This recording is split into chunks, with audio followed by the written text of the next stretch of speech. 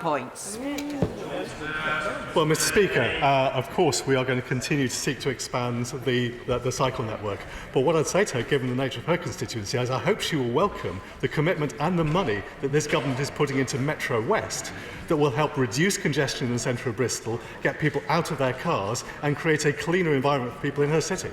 Moan.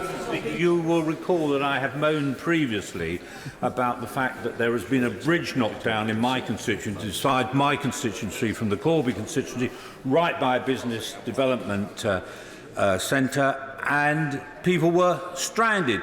But thanks to the effort of RAW, a local community action group, plus Councillor Jill Mercer, and in particular the excellent Secretary of State for intervening, that bridge is now going to be rebuilt. Would the Secretary of State agree with me that local democracy, hard work and the Secretary of State can get things done? Well, I'm very pleased that we managed to resolve the problem. And I think my honourable friend puts his finger on an important point. One of the things that I try and do, that the ministerial team tries to do, is when the unexpected or the unintended consequence happens and disrupts a community, we'll always do everything we can to ameliorate that or change it. Yeah, absolutely. Dr. Rupa Huck. Mr. Speaker, the judicial review yesterday on Heathrow was concerned only with the legality of the decision, not the merits of airport expansion. And given that this House has overwhelmingly affirmed that we face a climate emergency, surely a swift and easy way of meeting our obligations would be to cancel the third runway at Heathrow. Not only does it pollute my constituents' lungs, but it is costing us the earth, literally. Yeah, well said. Mr. Speaker, I just gently remind her that this Parliament voted with a majority of nearly 300 to designate the National Policy Statement, because we also recognise that we need to provide jobs for the future, economic opportunities, and indeed the wealth that will deliver the environmental technologies that will clean up this country and help clean up the planet. But as I said earlier, we have sought, and the Airports Commission sought, to make sure these expansion plans are consistent with those obligations. International aviation does present a challenge, but I don't believe that in the future we're going to suddenly see international aviation disappear. It's only likely to disappear if the cost of holidays and the cost of travel is put up by the party opposite.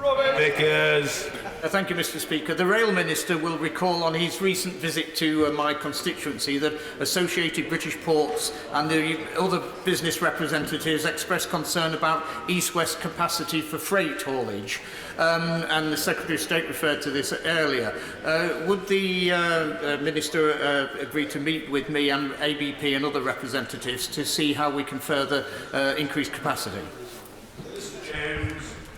Well, it was a very interesting visit that I had to my honourable friend's constituency. He laid on an extremely good range of businesses, so I got a clear insight into the concerns of the business community that he serves. And I would, of course, be very happy to meet with my honourable friend. I would just confirm that increasing the capacity and more services for freight in the UK is a government priority. Holywell Town Council in my constituency, in conjunction with Tesco's, have recently put in place the first electronic vehicle charging point in a town centre in my constituency. And I know the Minister will agree that the government needs to do more, so could the government give an update on what progress has been made since the fanfare announcement last July of support for electronic charging points? How many have been introduced as a result of the government's initiative?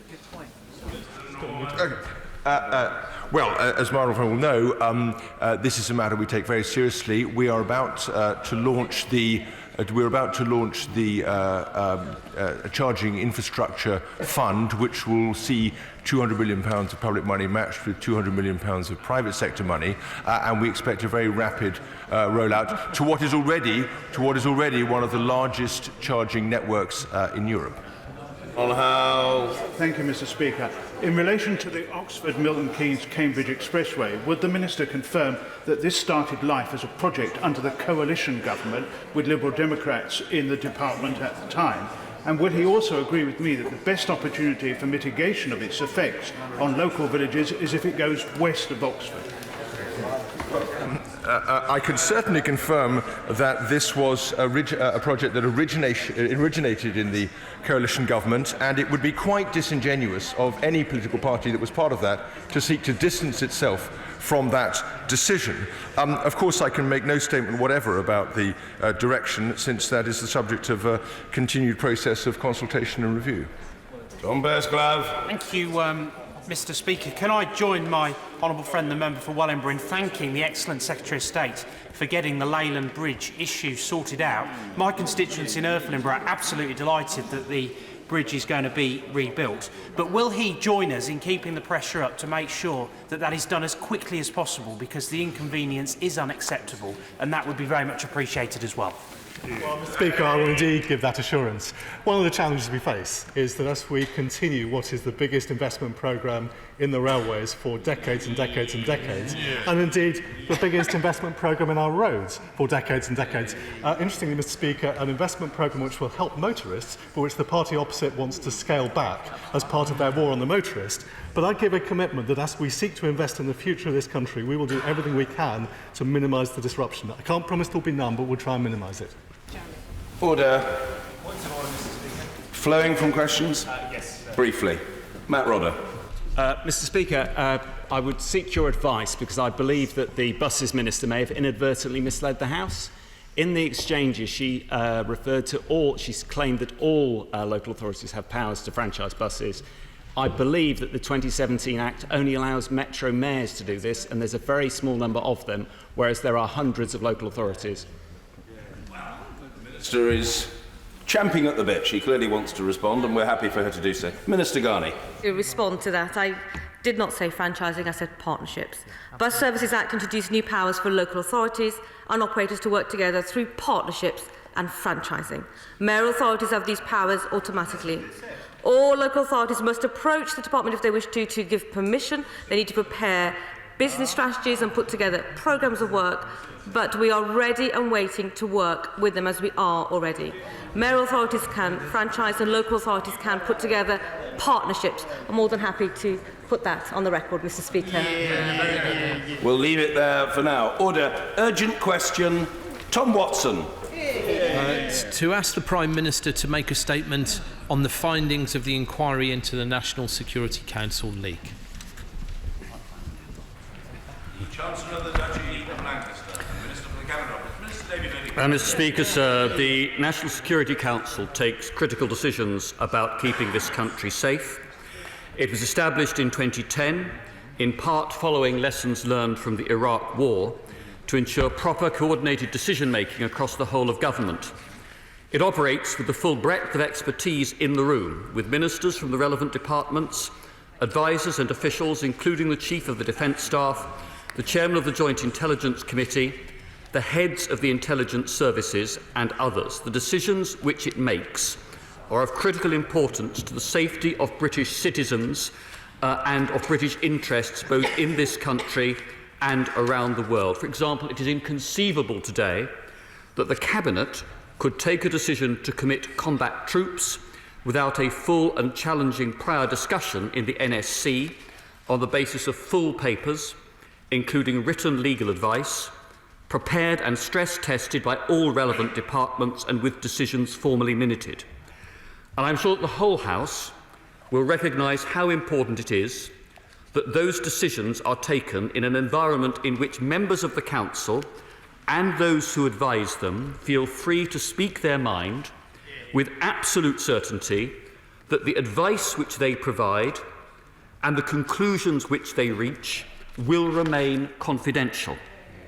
The leak investigation into the disclosure of information about 5G was constituted in order to ensure that the integrity of the NSC in general is upheld, and that vitally, participants in NSC meetings can continue to hold full confidence in its operation and the confidentiality of its proceedings. The Prime Minister has set out her response to evidence from the leak investigation last night and has thanked all members of the National Security Council for their full cooperation and candour during the investigation. The unauthorised disclosure of any information from government is serious, and especially so from the National Security Council. The Prime Minister has said that she now considers that this matter has been closed, and the Cabinet Secretary does not consider it necessary to refer it to the police, but we would of course cooperate fully should the police themselves consider that an investigation were necessary.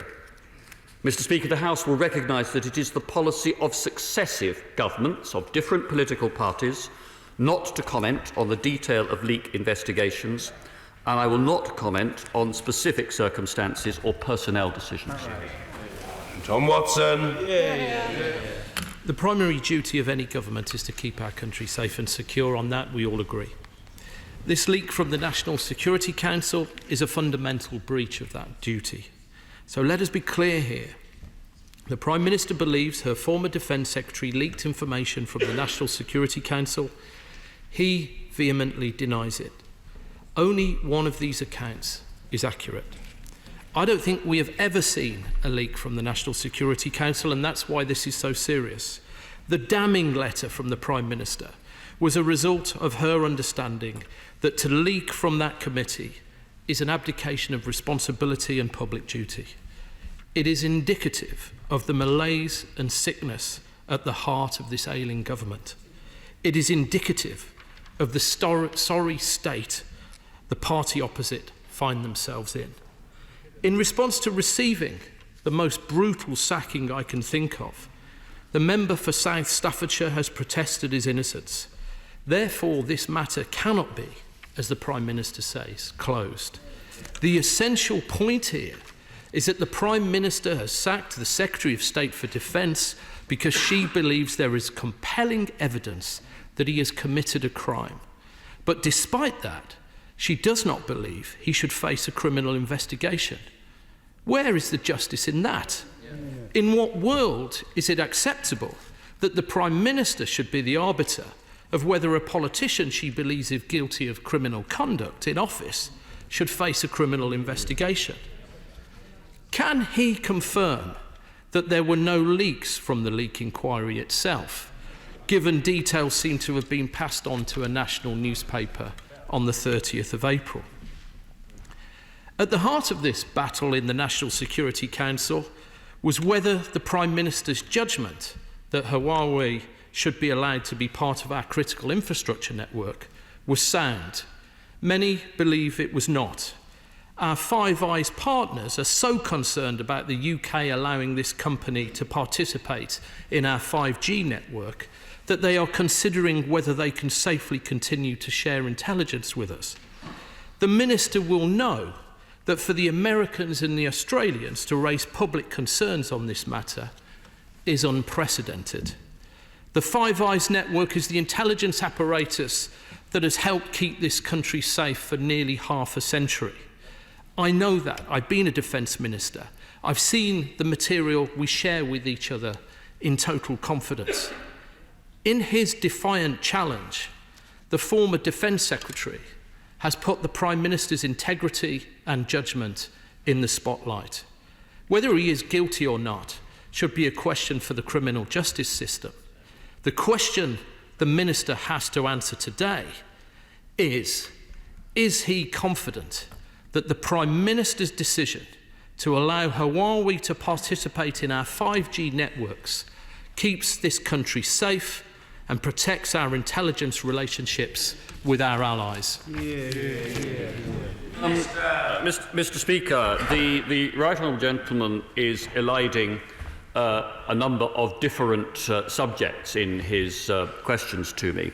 On the question of the substance of the government's policy decisions, it has been said from this dispatch box already on a number of occasions that the review of 5G networks being carried out by my right honourable friend, the Secretary of State for Digital, Culture, Media and Sport, is a matter of public record. The government has committed to telling this House of its conclusions once those decisions have been taken and approved at all levels within government, and we are ready to bring that information to this House. And that will be the time for this House to both learn what the government has decided and to hold ministers to account for their decisions. I can reiterate to the House, Mr. Speaker, that the government's priorities for the future of telecommunications remain stronger cybersecurity practices, greater resilience throughout telecommunications networks, and diversity in the marketplace. As has again been said before from this dispatch box, this is a policy challenge that goes beyond a single company or even a single country. We continue to work very closely with all of our Five Eyes allies and with other international partners. The problem about this particular case was not so much the question of the material that was disclosed, but the forum from which the leak came. And it was to maintain the integrity and secrecy essential for the proper conduct of the business of the government of the United Kingdom, whichever party happens to be in office, that caused the Prime Minister to set up the inquiry and to take the decisions that she took yesterday. The inquiry, as far as I am aware, took place on the basis of confidentiality throughout its proceedings. It came to conclusions that were reported to my right honourable friend, the Prime Minister, and she has taken the decisions that she announced yesterday. This boils down, Mr. Speaker, to what is set out in the Ministerial Code at paragraph 1.6, which states that ministers only remain in office for so long as they retain the confidence of the Prime Minister. She is the ultimate judge of the standards of behaviour expected of a minister and the appropriate consequences of a breach of those standards. Sir Michael Fallon. My right honourable friend agree that it is not only the work of our intelligence and security services that could be compromised by unauthorised disclosure, but also the Council's access to information and advice provided by our allies on a top-secret basis. And can he reassure us, therefore, that our allies have been reassured in turn that this sorry episode will not be repeated? I mean, appropriate contacts are, of course, being made with our key allies, as my right honourable friend would expect. And he's absolutely right in the point that he makes. I mean, certainly I, like he, can recall discussions which involve not only the highest level classification material within the UK government system, but also the sharing of information disclosed to us in confidence by some of our key allies. And without going, for obvious reasons, into detail, if I could just remind the House, Mr. Speaker, that amongst the subjects discussed at the National Security Council in the last year alone have been our analysis of and response to the chemical weapons attacks in Salisbury, and our analysis of and our response to the civil war and conflict in Syria. I think members on all sides of the House will appreciate the importance of these discussions being remaining confidential at all times, and for all participants to have full confidence that that will continue to be the case. Stuart Malcolm MacDonald. Thank you, Mr. Speaker. This is a most disgraceful episode from the Right Honourable Gentleman for South Staffordshire, but fair play to the Prime Minister in acting as swiftly as she did. But I'm afraid it is not in her gift to say that the matter is closed. The fact we're here today shows that it's far from closed. I want to take the Secretary to the Prime Minister's letter. It says in here in the 4th paragraph that all the Cabinet Ministers that were interviewed had answered questions, engaged properly and provided as much information as possible, but the Right Honourable Member for South Staffordshire, his conduct had not been of the same standard. So what was his conduct? What exactly was he avoiding answering? And can I ask about the purpose of the investigation? Surely to God, it wasn't just set up to determine who the leak came from. Surely, when that is determined, there has to be a more severe consequence than just losing your position in Cabinet. If the integrity of the government, what's left of the integrity of the government, isn't going to be shot to pieces any further, then there has to be a much more severe consequence. So can he tell us, does the Right Honourable Member who has been sacked have a future in the Conservative Party? Will he be suspended from the Conservative Party? Will he be eligible for future candidacy within the Conservative Party? And will he have his CBE removed by the government as well? And finally, can the Secretary stand at the dispatch box and answer a very clear question? Has the Official Secrets Act been broken? Yes or no? Minister. On the terms of the honourable gentleman's final question to me, that is not a judgment which I or any other minister in any government can make. Whether a criminal offence has been committed is a matter for independent prosecution authorities and ultimately for the courts. I did say earlier, Mr. Speaker, that I'm not going to go further than has been set out already in the Prime Minister's public statements about the details of the investigation and its conclusions. I think that members on all sides of the House will recognise the history of very close working relationships between my right honourable friend the Prime Minister and my right honourable friend the member for South Staffordshire. And that, I think, ought to persuade the House that the Prime Minister would not have taken the decision that she did were there not compelling evidence and no credible alternative explanation of what had happened. My right honourable friend the Prime Minister, in her letter, did, as the honourable member mentioned, say that the conduct surrounding the investigation by my right honourable friend the member for South Staffordshire and his team was in contrast with the full cooperation experience in respect of other ministerial members of the NSC and their teams. And my right honourable friend came to the decision that she announced last night. In terms of the honourable gentleman's requests for sort of further punishments, obviously honours are a matter not for ministerial decision but for an independent committee in any case. But I would just say to the honourable member that my right honourable friend, the member for South Staffordshire, has lost a job that he loved and to which he was utterly committed, and I think that should stand. Mr. Dominic Grieve. Thank you, Mr. Speaker. I entirely endorse the words that my right honourable friend used when he made his statement, and the absolute necessity that the working of the National Security Council be kept confidential, without which our allies cannot trust us, and indeed it would become impossible to discuss secret matters within government. Does he, however, agree with me that the problem we now seem to have is that we have watched a progressive breakdown of collective responsibility?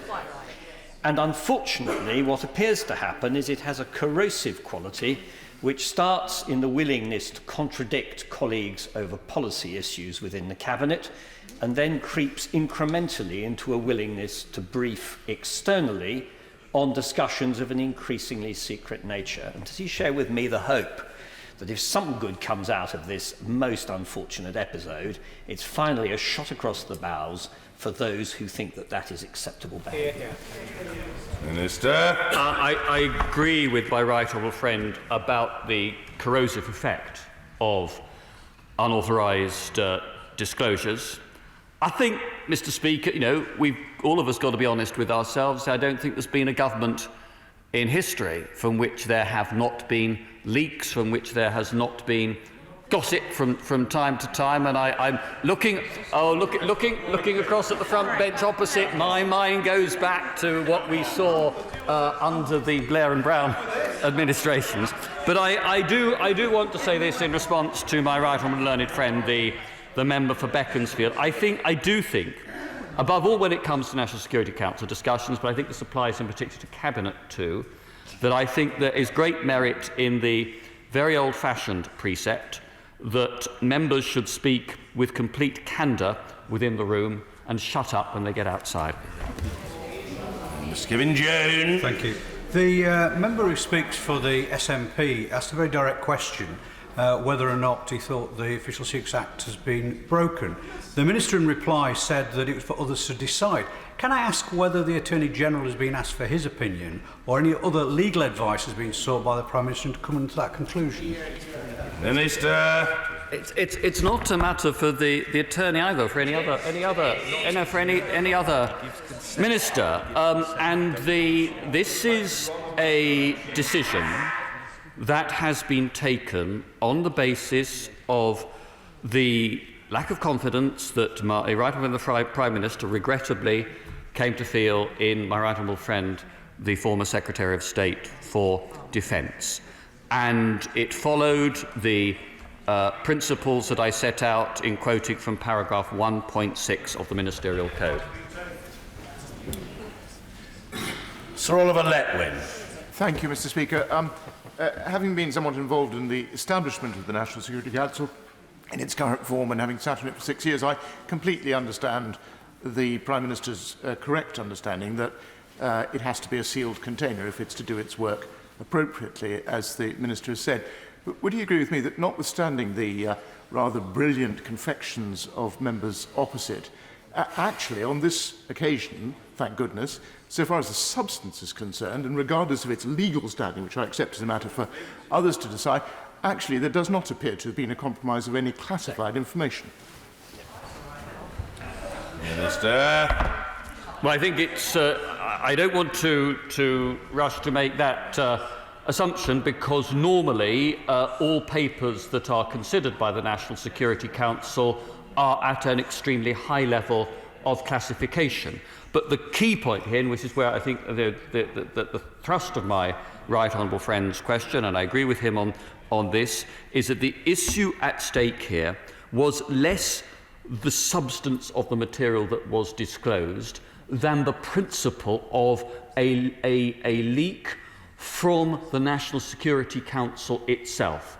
Because the fact of that leak, that breach of confidentiality having taken place, is what puts at risk the mutual trust which is essential for all ministers and advisers attending those meetings to have in one another, and also the trust, as my right honourable friend, the member for St Oaks said earlier, the trust that we expect our allies to have in respect to confidentiality of the material they share with us. Mr Alistair Carmichael. Thank you, Mr Speaker. The Prime Minister may or may not be right that as far as the government is concerned, her exchange of letters yesterday is the end of the matter. But surely when it comes to matters in this House, different considerations apply. The Right Honourable Member for South Staffordshire and the Prime Minister are both members of this House. They have now got very different versions of events in relation to a matter of some national importance. And it is surely important that the House should know which of them is right. And for that reason, surely, either the Prime Minister has got to publish the evidence on which she lied, or else somebody else has got to be allowed to mark her homework. It cannot be possible that both of these mutually contradictory versions can be allowed to stand.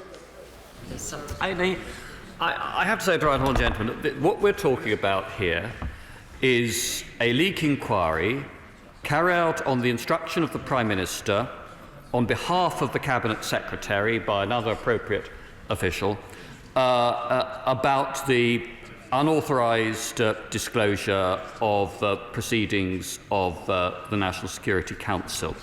It is an internal government matter, just as any such disclosure, any leak inquiry would be considered a matter for the government concerned, Labour, Conservative or Coalition.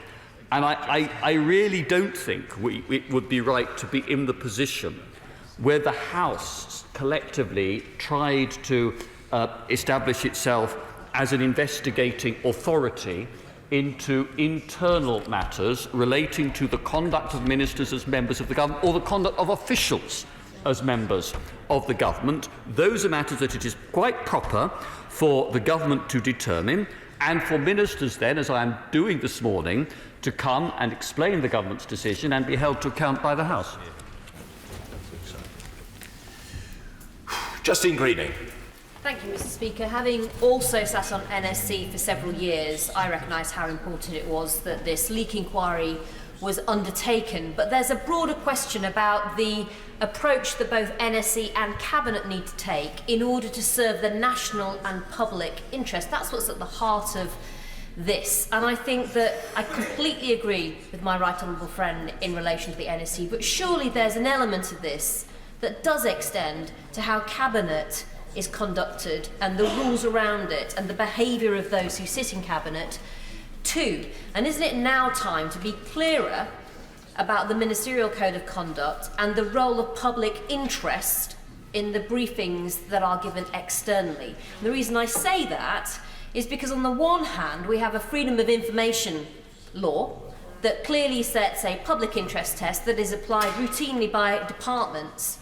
And yet it does seem to me that those Secretary of States running those departments can routinely set that public interest test themselves without any regard for the way in which their officials would do it on a day-to-day basis, almost certainly excluding ever publishing advice to ministers to the public when they've asked for it. Minister. I would disagree with my right honourable friend on this point, that I think that ministers and their officials do take very seriously their duties to put the public interest first. That is absolutely central to the principles not only of the Ministerial Code but of the Civil Service Code, which, let us not forget, has statutory force, unlike the Ministerial Code. And in my experience in the last 9 years in government, these are principles that ministers take very seriously indeed, and their officials, particularly senior officials, are very clear and robust about reminding ministers about those duties. Where I agree with my right honourable friend is that I hope that there will be lessons learned from this particular episode about the importance of mutual trust and confidentiality of Cabinet proceedings. Anna Soubry. Mr. Speaker, for well-rehearsed reasons, this is clearly an extremely serious matter, and it's made worse. It's aggravated by the fact that the source of the leak was the Secretary of State for Defence. Mr. Speaker, many people believe that this really does mark the complete disintegration of this government, where some, and I emphasise some members, just have completely swept aside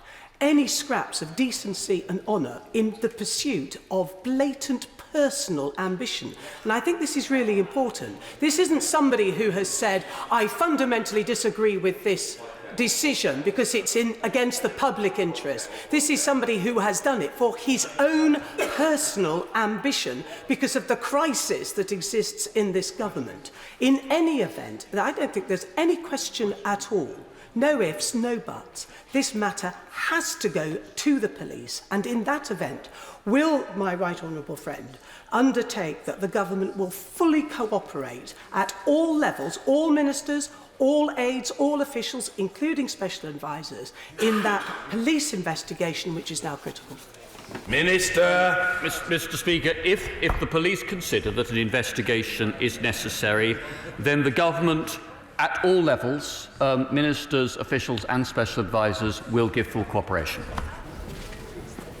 Sir Edward Lee. In this country, we believe in natural justice. In any company, the civil service, anywhere else, if you are accused of a disciplinary offence, let alone a criminal offence, you are given a chance in an impartial forum to prove your innocence. As a matter of natural justice, how is the former Defence Secretary now going to be given an opportunity to prove his innocence? Very good.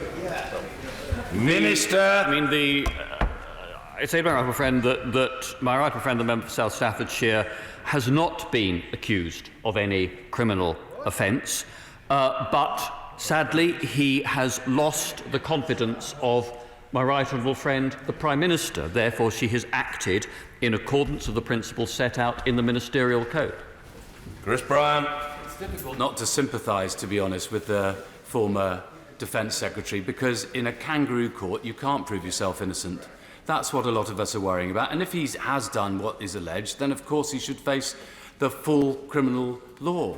But the Secretary of State is completely wrong when he says that it's nothing to do with the Attorney General. The Official Secrets Act states quite categorically that a prosecution can only proceed if the Attorney General allows it to. And any member of the public can go to the police and demand that there be a full investigation, and I suspect lots of people will. So has the Attorney General's advice already been sought? And how will the former Defence Secretary be able to make his representations to the Attorney General? The honourable gentleman is mixing up a number of different things. The Attorney General's consent is required to prosecution under the Official Secrets Act. The Attorney General has no power to initiate an investigation or a prosecution. He is also, Mr. Speaker, continuing to confuse 2 points. What we are dealing with here, at the heart of the issue and the decision coming before the Prime Minister yesterday evening, was not so much the substance of what has been disclosed, but about the fact that the leak was of proceedings of the National Security Council, and therefore whether or not the various harm tests under the Official Secrets Act were met in this particular case. The Prime Minister came to the decision that regrettably she no longer had confidence in my right honourable friend, the member for South Staffordshire. That is why she came to the decision that she did in her assessment of the public interest. The right honourable gentleman, the member for New Forest West, looks as though he was about to start a sprint. And I think he must be heard. Sir Desmond Swayne. Thank you, Mr. Speaker. Outside this House, a right honourable member is being called a liar. And inside this House, a number of honourable members have implied as much. Natural justice demands that the evidence be produced so that his reputation can be salvaged or utterly destroyed, doesn't it? Yeah. Minister! I have taken great care, I think, Mr. Speaker, in the language that I have used in the House today, and I'm not in the business of going around making allegations of the kind that apparently have been made outside the House. But the fact is that my right honourable friend, the Prime Minister, came to the conclusion, having read the investigation report, that there was compelling evidence to suggest responsibility on the part of the former Secretary of State for Defence for the leak that had taken place from the National Security Council, and that was the reason she took the decision she did. Joe Stevens. Thank you, Mr. Speaker. The Prime Minister herself, as Chair of the National Security Council, is ultimately responsible for the security and the integrity of its meetings. Does the Minister agree, yes or no? Hence her actions yesterday. Steve Baker. Mr. Speaker, of course the principles of good governance must be upheld, but does this mark a turning point so that in future we will not see, I think further to the question from my right honourable friend for Beaconsfield, we will not see breaches of ministerial collective responsibility which undermine our negotiating position as we leave the EU? Minister. I sincerely hope, Mr. Speaker, that all ministers will abide by the principle that you speak with complete frankness in trying to shape and take decisions about collective government policy, and then when you leave the room, you support that government policy and you do not disclose details of the various arguments and debates that may have taken place in Cabinet or Cabinet Committee. Mr. David Hanson. I don't know, Mr. Speaker, whether the right honourable gentleman for South Staffordshire has undertaken a leak or not. I'm not party to that information.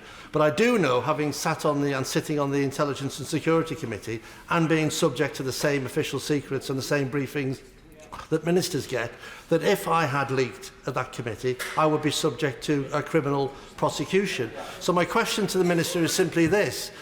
Did the Cabinet Secretary's report and has the Prime Minister's assessment at any time crossed the criminal threshold, and at any time has the Minister reported to the police, as any crime would do if it appeared at a business or personal premises?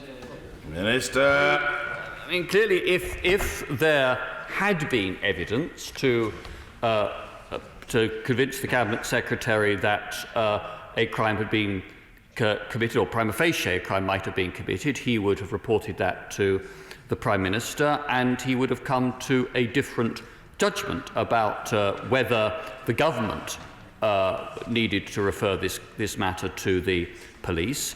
The decision that the Cabinet Secretary came to was that this matter did not need to be referred to the police. And there is a difference, to take up the Right Honourable Gentleman's initial point, between the tests for criminal offences that are set out in great detail, as he will recall, in the various clauses of the sections of the Official Secrets Act, and falling below the standards of confidentiality and other conduct that are required of government ministers under the Ministerial Code.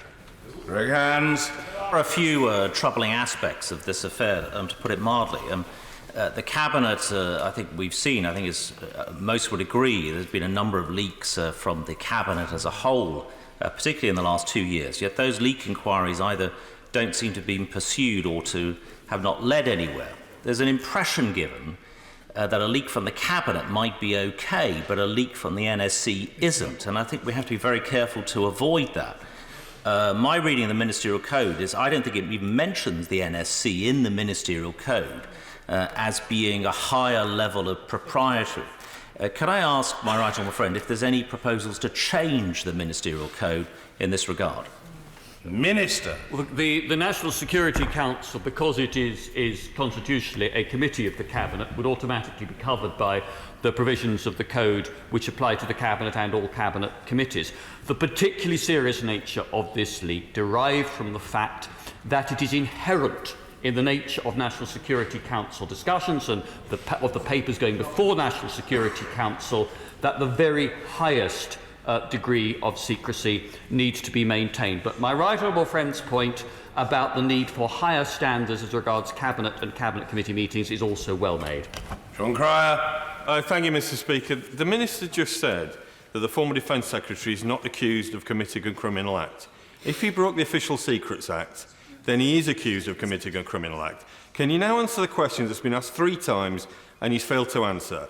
Has the advice of the Attorney-General been sought or not? Minister. As I said in response to an earlier question, Mr. Speaker, the role of the Attorney-General under the Official Secrets Act is not to authorise or initiate investigations.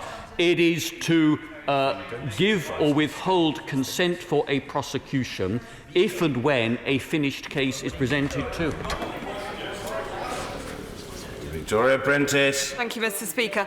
I know from sitting firmly on the other side of the official ministerial divide how hard it is to get officials, let alone our allies, to share important and in particular secret information with ministers at all. Would my right honourable friend agree that what matters here is that we protect the integrity of the National Security Council if it is to operate at all properly? Minister. Yes, I agree wholeheartedly with my honourable friend. Dr. Sarah Wollaston. How can this matter be closed as far as our security partners are concerned, given that the member for South Staffordshire has said that he is innocent? Can I ask the Secretary of State whether at any point he has been interviewed under oath at any stage during the investigation? Because I note that he is not here to set out his position on the floor of the House, and I think it's absolutely vital for our security partners now to have confidence. If it wasn't the former Secretary of State for Defence, who was it? I think our security partners can have confidence that the Prime Minister has acted swiftly and resolutely to uphold the essential integrity and secrecy of National Security Council proceedings. Mr. Peter Bone. Thank you, Mr. Speaker. First of all, I think it's regrettable that the Deputy Prime Minister didn't offer to make a statement to the House, but they had to respond to an urgent question. Also, that he is not, sir, giving away information that members are requesting. The former Secretary of State has said that on the lives of his children that he did not leak the information. This seems to have been a kangaroo court reaching a decision in secret which we have no evidence to base any decision on. Sir, you will remember what happened to the Right Honourable Member for Sutton Coldfield when there was a rush to judgment. He was forced to resign, and it was proved what he was saying was true. Is the Deputy Prime Minister absolutely sure, without any reasonable doubt, that the former Secretary of State is guilty, or could it just be possible that the kangaroo court has made a mistake? Minister.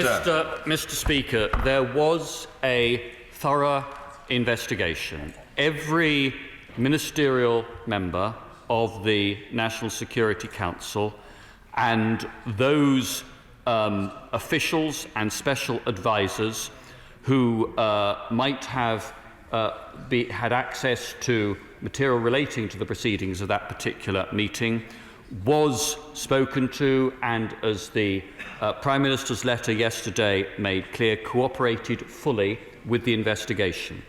The investigation report was presented to the Prime Minister by the Cabinet Secretary. My right honourable friend came to the conclusion, having studied it, that there was compelling evidence to suggest responsibility on the part of my right honourable friend, the member for South Staffordshire, and she took into account, as she said in her letter to my right honourable friend yesterday, that there was a difference in the findings of the investigation between the conduct surrounding the investigation of my right honourable friend and his team compared with the conduct of other ministers and their teams.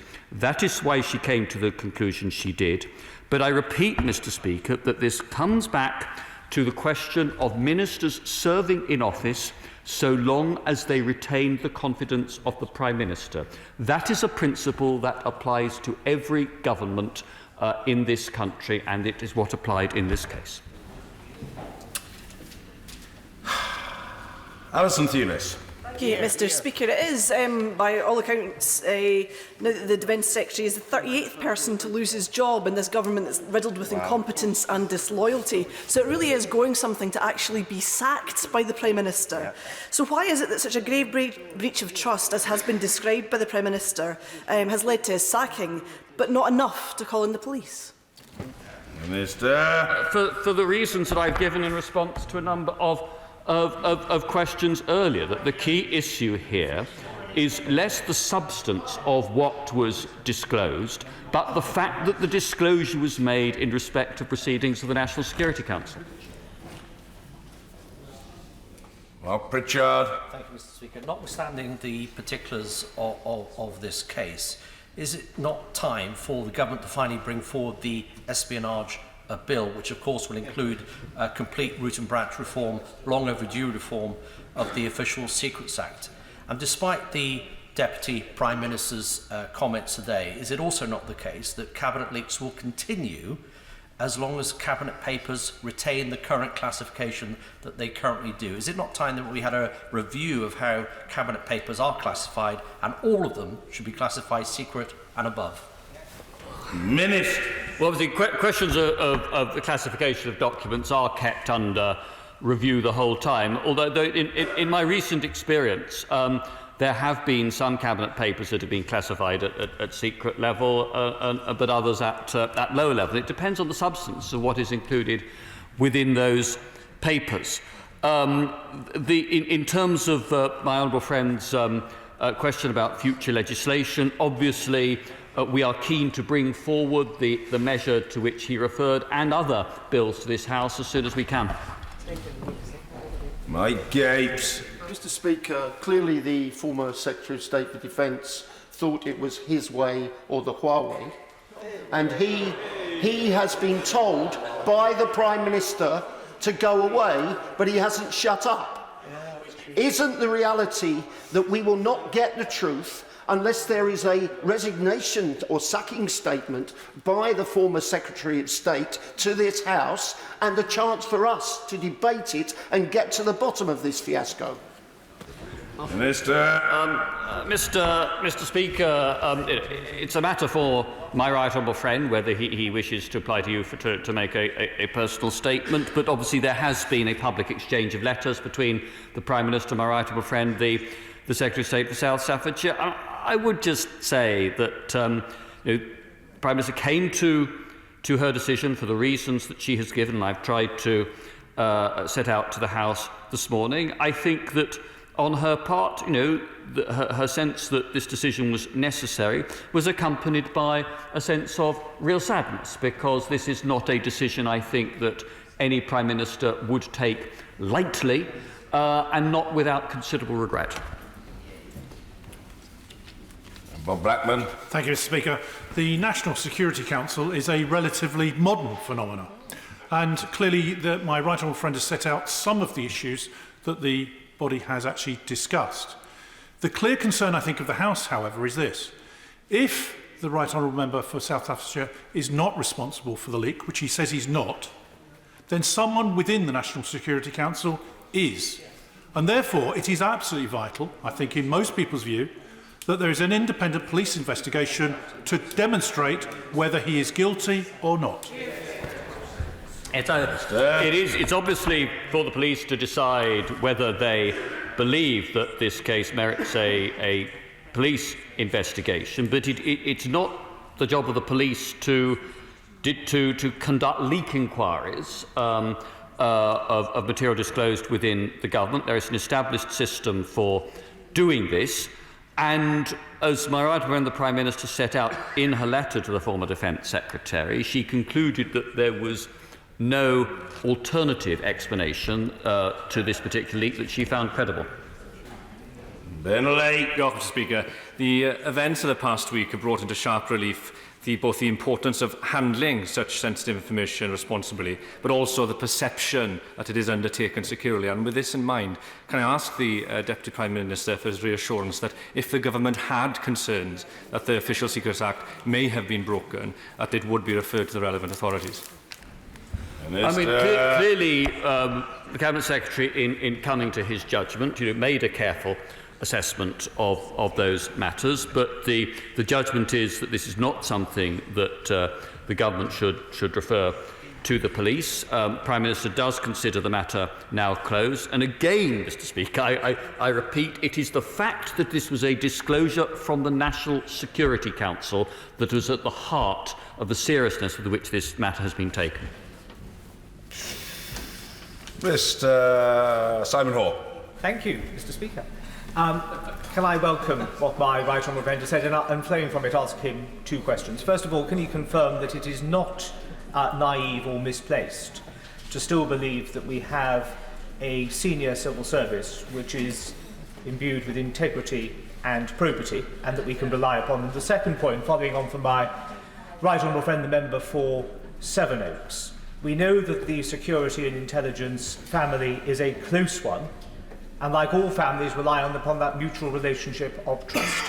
Can my right honourable friend assure me in the House that rather than just taking for granted that our allies consider that we are still trustworthy and steadfast, we will go out proactively and positively and reaffirm that case, because not to do so would clearly put our country at risk? Minister.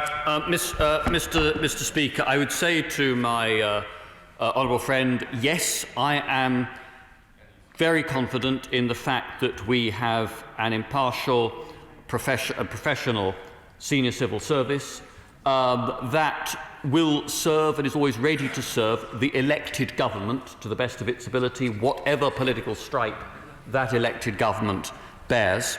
Secondly, I think that it is actions rather than words that will demonstrate to our allies on security and intelligence matters that they should continue to trust us, and just as we look to their actions when there are reports of things going wrong within their systems. But it is absolutely right that we need to act swiftly and be clear about taking action to put right any flaws in our system of the kind that we've experienced with the NSC in the last couple of weeks. Tommy Shepherd. Mr. Speaker, given this has never happened before, isn't the real question here, how can it be that the former Defence Secretary, or indeed anyone else, has felt so emboldened and confident to leak confidential information now? And isn't the answer to that, in large part, that this government is so fractured and weakened that it has lost the authority and cohesion to be able to govern, a process that will now be compounded by the government beginning to eat itself alive in the search for a new leader? So isn't the real way to guarantee that this doesn't happen again for the government to put itself out of its own misery and call a general election? Minister! Dear. It takes a bit of brass neck, Mr. Speaker, for a member of the SNP to talk about fights between party leaders. But the truth is, Mr. Speaker, that the Prime Minister has taken very firm and swift action in response to the leak investigation that was carried out on her instruction, and the government is getting on with the task of developing policies designed to protect and enhance the national security of the United Kingdom in respect both of the safety of our citizens and the defence of our interests around the world. Mr. Philip Oliver. All members of the National Security Council have sworn the Privy Council oath, and top-secret material is circulated and discussed. If a leak of information from the National Security Council isn't a breach of the Official Secrets Act, what is?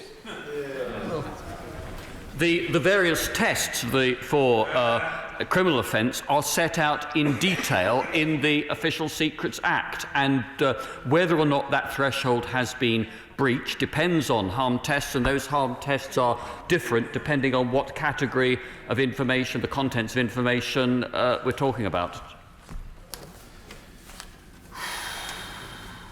James Cartledge. Thank you, Mr. Speaker.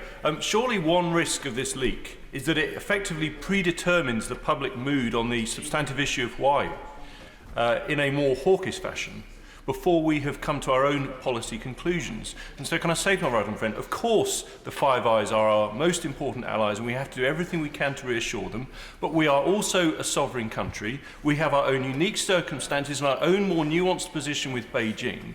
And so can I urge him to continue all of the work across Whitehall in a calm and deliberative fashion, but above all in an objective fashion, so that we come to the right policy on the point of substance. I'm grateful to my honourable friend for those comments, and he's right. And it is vital in carrying out that work that we have a forum in the National Security Council where the intelligence chiefs can talk frankly to ministers about their assessment of the balance of risks and threats that this country faces, and where ministers, taking account of the best advice available to them, can weigh up how to strike the right balance between this country's future and developing security interests, our future and developing economic interests, to try to steer a way forward that delivers the best outcome for the people of the United Kingdom. Bursglove. Thank you, Mr. Speaker. Should any evidence or confirmations by individuals involved in writing up this story come to light, disproving these allegations, what would the consequences or the implications of that be? Well, my honourable friend's inviting me to engage in a bit of hypothetical speculation, but I would say if there were to be any such clear evidence, then I think the Prime Minister would want that reported to her immediately and given to her in full. That would clearly need to be the provision of information that provided some other credible explanation for the leak that has taken place. Bob Seeley. Thank you very much indeed, Mr. Speaker. I hold the Secretary of State in very high regard. Last week, during PMQs, he implied that Huawei was a private firm, effectively arm's length from the Chinese state, as one of our own firms would be. Isn't it the case that that is, at best, a half-truth? That Huawei is effectively 99% owned by Chinese trade unions, that is effectively being part of a one-party state, and therefore Huawei is effectively an arm of the Chinese state. Huawei, to the Huawei point, Huawei is officially owned by its employees. It is a private Chinese company. It is true, as I think I said at the dispatch box, I've certainly said on previous occasions, as have other ministers, that there is an issue wherein the Chinese law requires all Chinese companies to cooperate with the Chinese state. But as I said earlier, Mr. Speaker, in response to another question, the review of 5G goes beyond a single company or a single country, because what we need to do is to make sure, amongst other objectives, that we have a diverse marketplace so that the government has a genuine choice of suppliers available to it. Thank you. Yes, well, I'll take the points of order on the assumption, which I would like to think is safe, that neither member would seek to continue the debate that we've just had. I feel sure these are matters of order, and that the honourable gentleman from the front bench will focus with a laser-like intensity on that matter. Mr. Tom Watson. Mr. Speaker, in his answer to me earlier, the Secretary of State said that the matter for the matter to investigate a criminal act is a matter for the police, not for ministers. Can you assist me what remedy there is if I think he may have inadvertently misled the House on that? Whilst we have been in the chamber, the Metropolitan Police have told ITN News that the matter to investigate is a matter for the Cabinet Office, and if they share the information with the police, they will investigate, but they won't investigate unless the information is shared. Will the Deputy Prime Minister clear this matter up? Is there a way he can do that? Perhaps he could agree to share the information with the police from the dispatch box. Well, the honourable gentleman, as I think he knows, has found his own salvation. By means of the attempted point of order, he has registered his point, and he's placed on the record information which may have been known to some members, but, for example, was certainly not known to me, because I've not been consulting electronic devices, but merely attending to my duties in the chair. If the Minister wishes to respond, he's free to do so, but there is at this point no sign of him uncoiling. But I know the honourable gentleman, is a dogged terrier, and I feel sure he and others will pursue these matters if they feel so inclined in the days ahead. A former Rottweiler, he says, I'm not sure I see the appropriateness of the inclusion of the word former. And point of order, Mr. Stewart Malcolm MacDonald. Mr. Speaker, further to the point of order from the shadow front bench, in response to the Right Honourable Member for Gainsborough, the Deputy Prime Minister said that the Right Honourable Gentleman for South Staffordshire was not being accused of a criminal offence. But in response to my question, he said that that was not for him to determine. And given the further information just shared by the Labour front bench, both of those things don't stack up, Mr. Speaker. So I wonder if the Deputy Prime Minister felt he should, if you would indulge him coming to the dispatch box to clear up these issues that have been raised by myself and the Labour front bench. Well, I would if he did, but he doesn't, so I won't. But I rather fancy that these matters will be explored further in the days ahead. Realistically, it doesn't seem to me that there's very obvious scope for the scrutiny of this matter further in the chamber today, but who knows what subsequent days might bring. Let's leave it there for now, and we come now to the urgent question in the name of Mr. Alan Brown. Thank you, Mr. Speaker, and thank you for granting the urgent question. So, to ask the Secretary of State for Transport if he will make a statement providing updates on the no-deal Brexit preparations for cross-channel ferry and freight services.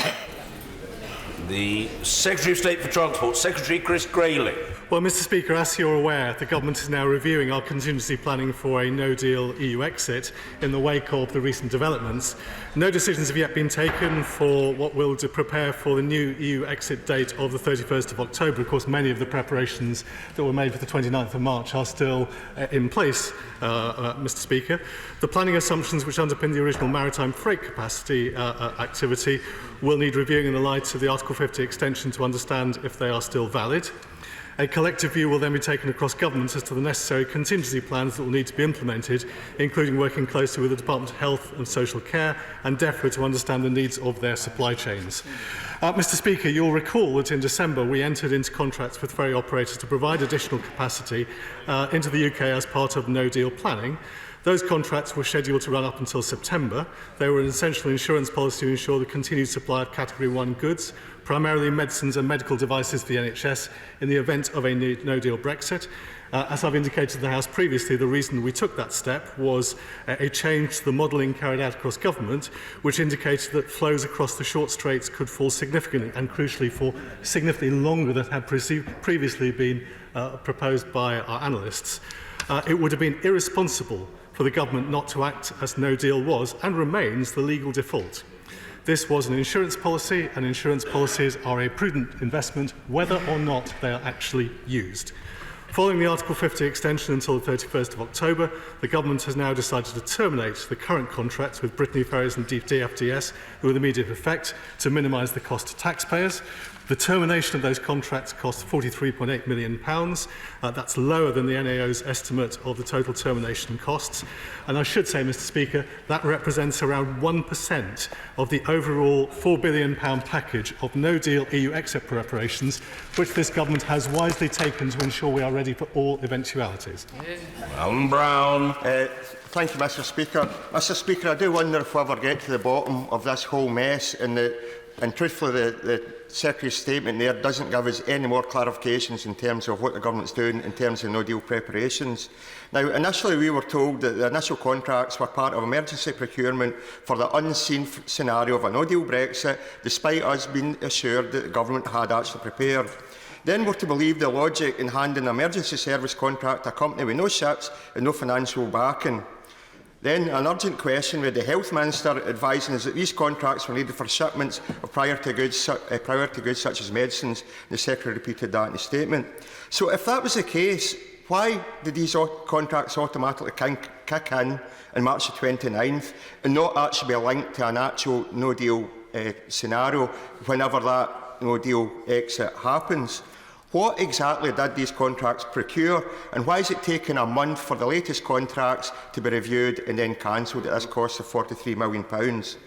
What is the government doing in terms of the next possible no-deal Brexit date of October 31st? Because it's quite clear planning needs to happen now if the previous contracts had to be entered in December for a March kick-in date. So it's obvious the government should be working on this right now. In the emergency debate that was granted, Mr Speaker, in terms of these contracts, I asked about the possibility of further legal action, and the Secretary of State assured me that there would be no further legal action. I said at the time, I hae my doubts, is what I said. So it comes as no surprise that we now learn that P&O ferries are suing the government. So when did the Secretary of State find out about P&O's intentions? Where has that got to? Is it going to go through the courts, or is it going to be a cave-in and another £33 million settlement? Now, Mr Speaker, I know that governments do not normally publish legal advice, but we're clearly in exceptional circumstances with these turn events. So will the government actually provide or publish the legal advice they've had over this period of time? What independent reviews is the government taking to understand the blunders that have happened and actually learn lessons from this so it doesn't happen again? Now, the Secretary repeated what the Minister said earlier on, that this £43 million cancellation of ferry contracts is only 1% of the Brexit preparation costs, as if it doesn't matter. In actual fact, these ferry contracts overall are going to cost probably up to £120 million, depending on the P&O settlement.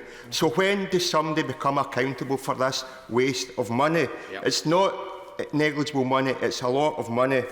Mr Speaker, many people ask me, why is the Secretary of State still in post after all his blunders? Yeah. I can't answer that, but I would ask that he does the right thing and finally take responsibility and step aside. Mr Speaker, as usual, we've got the customary stream of nonsense from the honourable gentleman opposite.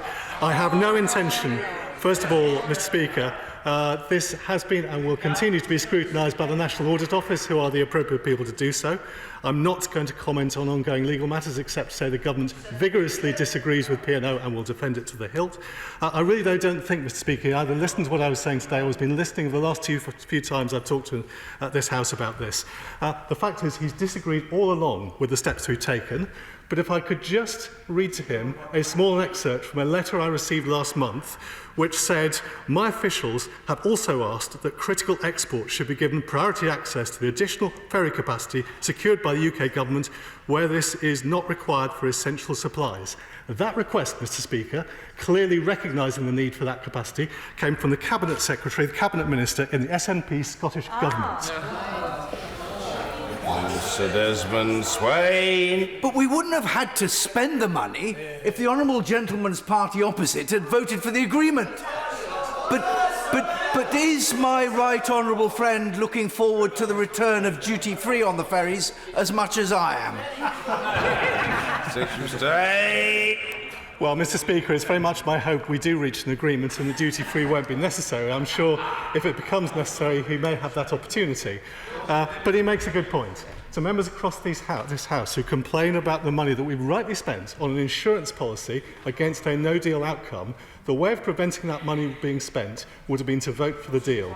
And parties opposite have systematically refused to accept that what is before this House and has been before this House is a sensible deal to deliver a sensible future partnership with the European Union. It is just a shame that they've always been unwilling to accept that. Andy MacDonald. Mr Speaker, on the 5th of March, I told the Secretary of State that his settlement with Eurotunnel risked further litigation from other companies. I warned that taxpayers could face more compensation bills in the tens of millions of pounds, and I was dismissed. But I was right and he was wrong. His department is now facing legal action from P&O Ferries, and this all flows from his decision to award a contract to Seabourn Freight, the ferry company with no ships.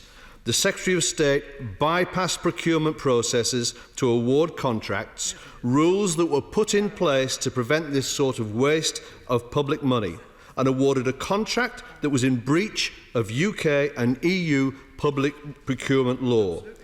As a result, he made a potentially unlawful £33 million settlement with Eurotunnel, promoting P&O to take legal action. Who made the decision to bypass procurement rules? Was it the Secretary of State, and does he accept responsibility?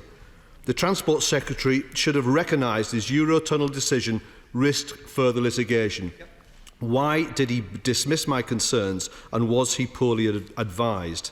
And yesterday we discovered that the department must pay around £43.8 million to cancel no longer needed ferry contracts. Given the entire Brexit process has been characterised by uncertainty, why didn't the Transport Secretary negotiate contracts that could be delayed if the Brexit date was delayed? If he had, he could have avoided this colossal waste of money. And what is his estimate of the total cost to the public of his no-deal contracts? Mr Speaker, every other week MPs must debate the Transport Secretary's latest costly blunder. I'm afraid that this will continue so long as the Secretary of State remains in post. Mr Speaker, this country can no longer afford the Secretary of State. Well, Mr Speaker, it's just indicative that the Labour Party did not believe, does not support, he does not support the need for this government and this country to make sure that in all circumstances the National Health Service receives the drugs it needs. And I'm afraid that is just irresponsibility on his side. Now, he raises various questions about this. He mentioned Seabourn Freight. The legal action with Eurotunnel had nothing to do with Seabourn Freight because the contract with Seabourn Freight had been terminated several weeks before, after they had secured ships, but when their principal financial backer withdrew. I bypassed no processes. These were done properly in accordance with government procurement rules. They have been vetted and looked at by the National Audit Office, who already provided one report on this. This was a collective decision by government to make sure that we could look after the interests of the National Health Service, that we took the right insurance policies in the event of a no-deal Brexit, and we will continue to take the right decisions and the right insurance policies if there continues to be, which I hope there won't be, a risk of a no-deal Brexit. Mr Peterbone. Thank you, Mr Speaker. I don't see how the House can blame the Secretary of State for believing the Prime Minister when she said on 108 times that we were going to leave on the 29th of March. And when her withdrawal agreement was defeated 3 times in the House of Commons, it would have been negligent of the Secretary of State not to have planned for a no-deal Brexit. The one thing for sure is the Secretary of State can't be blamed, maybe the Prime Minister can. And would the Secretary of State agree with me? A lot of people are making political points based on no evidence whatsoever.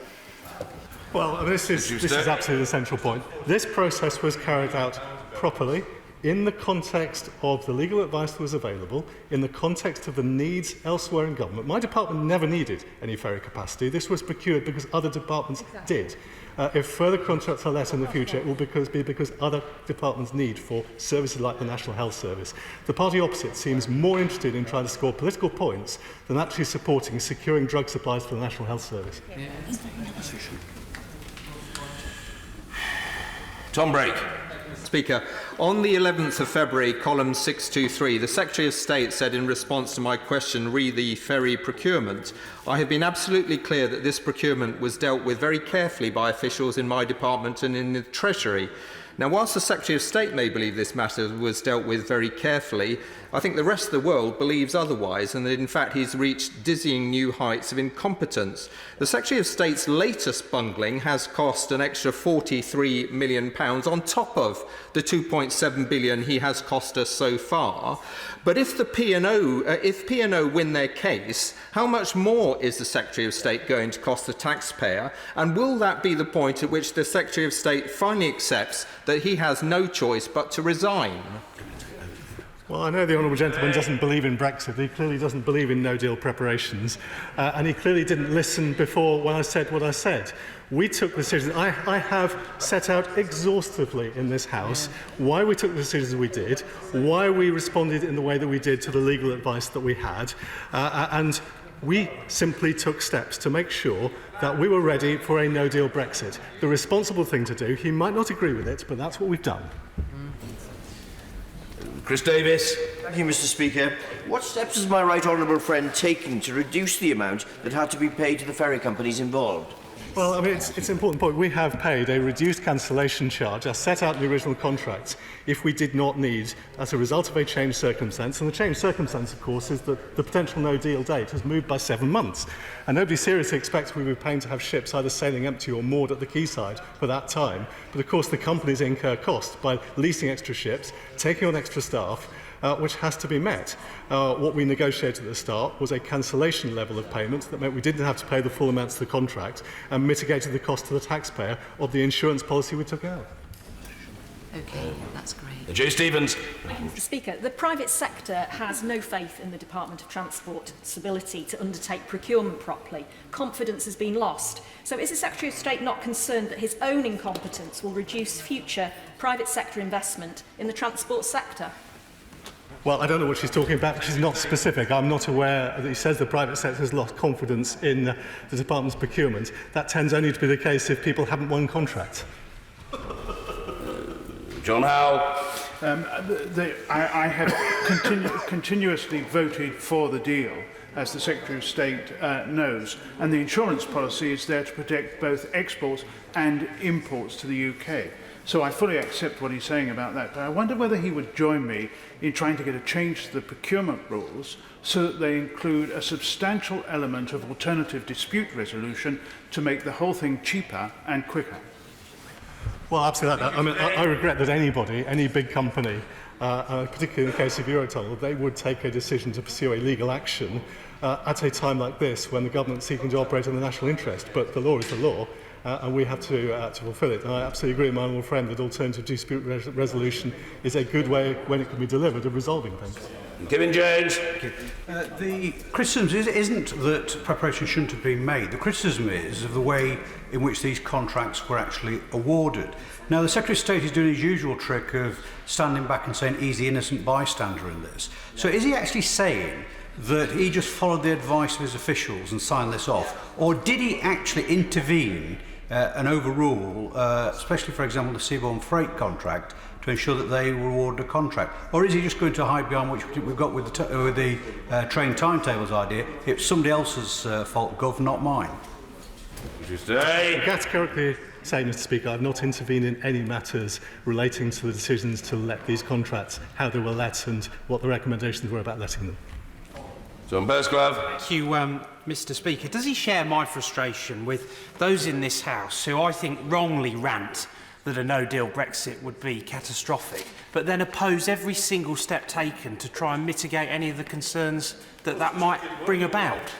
The bit I don't understand, Mr. Speaker, the party opposite don't appear to understand insurance. When you take out a home insurance policy each year, you pay your money out, you don't get it back, it costs you money, but you have it to protect you against an unforeseen eventuality. We took out this insurance policy because of a change to the forecast which suggested we might have a problem to deal with the flow of drugs to the National Health Service. That was the responsible thing to do, take out an insurance policy for the country. The party opposite might not want us to do that, might not want to look after the interests of the National Health Service, but we will.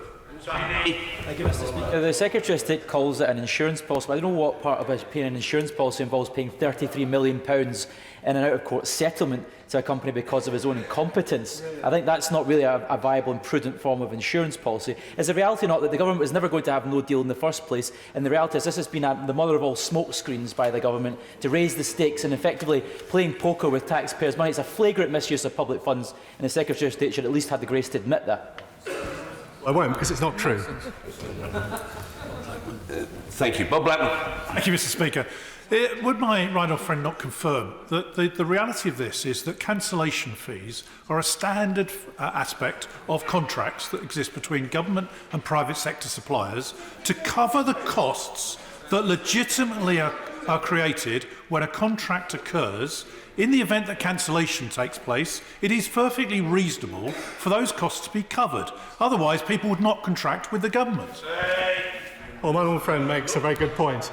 But of course, Mr. Speaker, what this underlines is one of the things that makes the business community much more concerned about a Corbyn government than Brexit. Because the party opposite not only doesn't understand business, it hates business, and it doesn't believe that government should work with business. We hear time and again how dismissive they are of business, and this is just another example. Wayne David. Does the government's interest in Newtons reflect a change in the government's attitude and policy towards Brexit itself?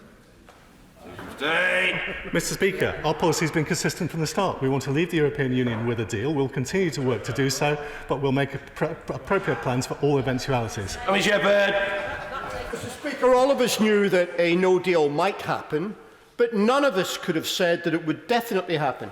So I don't know which is worse, whether the Secretary of State has overseen contracts that didn't have the flexibility and caveats built into them to allow for that eventuality, or whether he refuses to admit that that was a mistake.